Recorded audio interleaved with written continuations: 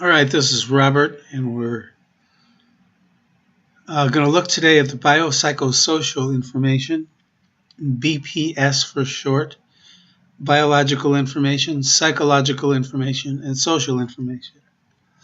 This is a summary of who this person is.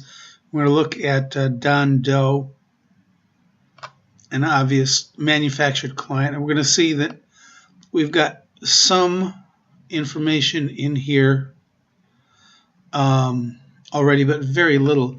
This is all of the information we can put in up here. So let's look at this. Basic client information. We've got a lot of information here. We don't need to put an office ID. You can put anything in there you want. I do want to look at the email, because I've had some contact with people who tell me that the remote assessment system is not working. It's not sending out emails.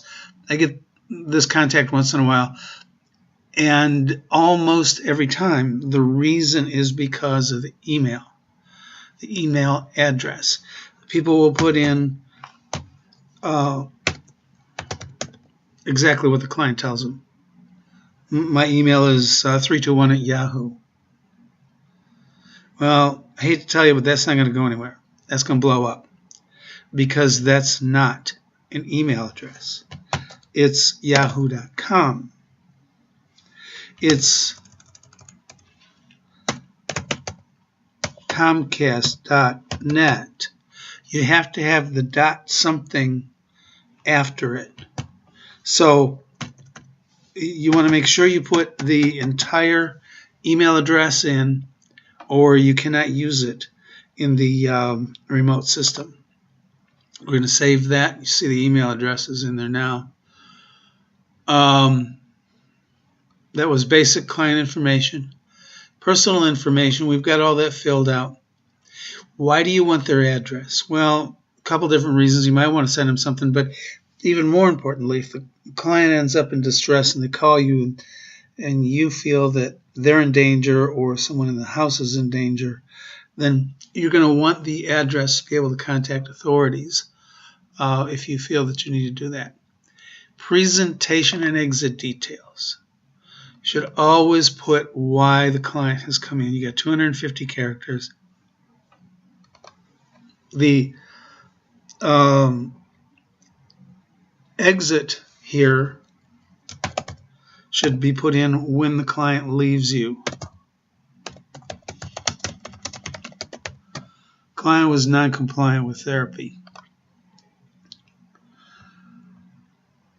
And you see that comes out down here now, entry statement, exit statement.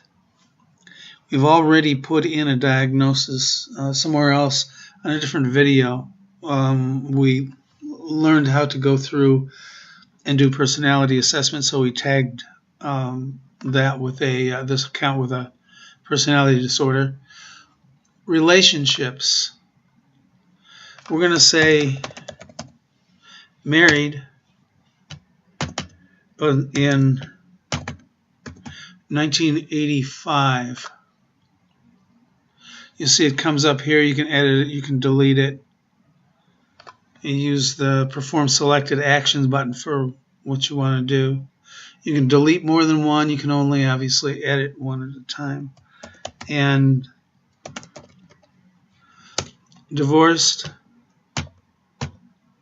in 1990. So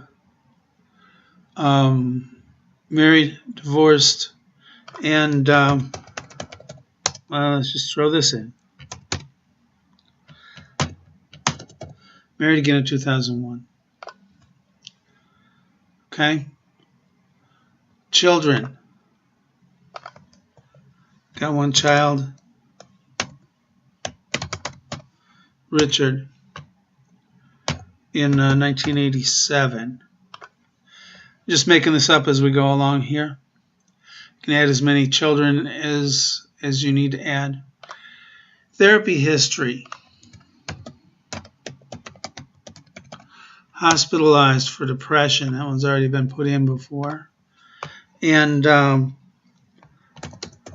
2015. Let's make it 14.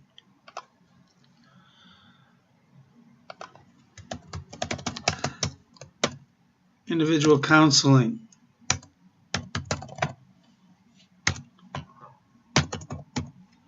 (2014). And now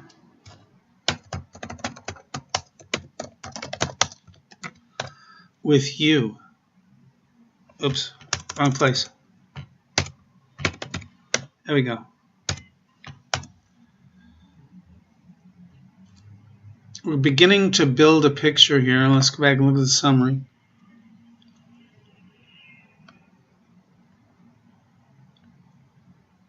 You see the relationship history, child therapy history. This is an incredibly good overview for you. Should you need to refresh yourself, if a client doesn't show up for 6 weeks, you go here and get the picture again.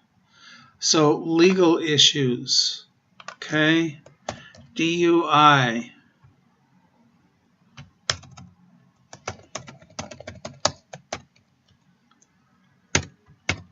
In 2001, he was arrested for a DUI. Medical history. I always like to put none, and then I put a 0 for the year so that I know I actually covered it.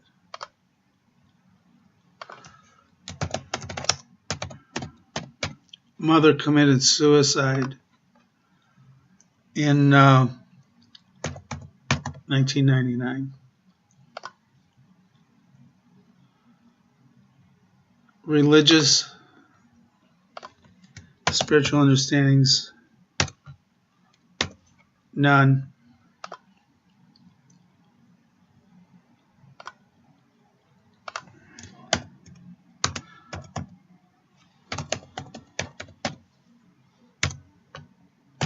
Been unemployed since 2015. Client insurance info, you can put anything in here you want, but we're going to just put this in here.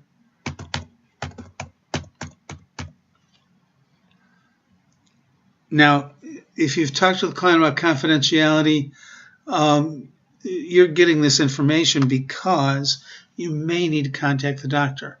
Okay, we finished that. Let's look at the summary information, but let's look at it from a different perspective. We're going to close that bioprint preview. Here we go. This is everything. Absolutely everything that we just put in. You can print this if you want. It comes with the lines at the bottom. You don't need to use those if you don't want. There's no opt-out for it. But that's how easy it is to put the biopsychosocial information in. And you can then pick that up and use it, print it out, use a lot of that to create your ASAM. Why are they here? Well, depression again, intoxication issues, arrested for a DUI. When? Well, we've got that information. No other addictive history past then. Medical, physical issues, anything there. Mental, emotional, well, he's presented to you for depression and for hospitalization. A client previously hospitalized for depression was in therapy for depression after that, and again now 2 years later. You want to begin to build a picture here. Motivation and readiness. Is he motivated to deal with his issues, or has his new wife just said, you better go see somebody? If you don't see somebody, I'm going to leave you. So he's going to come to you and say, well, I'm here because my wife said I got to come. She's going to leave. He might not be motivated. He's motivated to save his marriage. He's not motivated to deal with his depression. Relapse, continued problem potential. And recovery in terminal living environment. When he's done with counseling, where's he going to go back to? Is it just going to refuel the depression again? Procedures and directives. What are you going to do for this client? Going to refer him? You're going to treat him? You're going to send him to self-help? Put him in group therapy? What are you going to do? So we're going to stop there with the biopsycho for now and go ahead and use this every time you get a new client.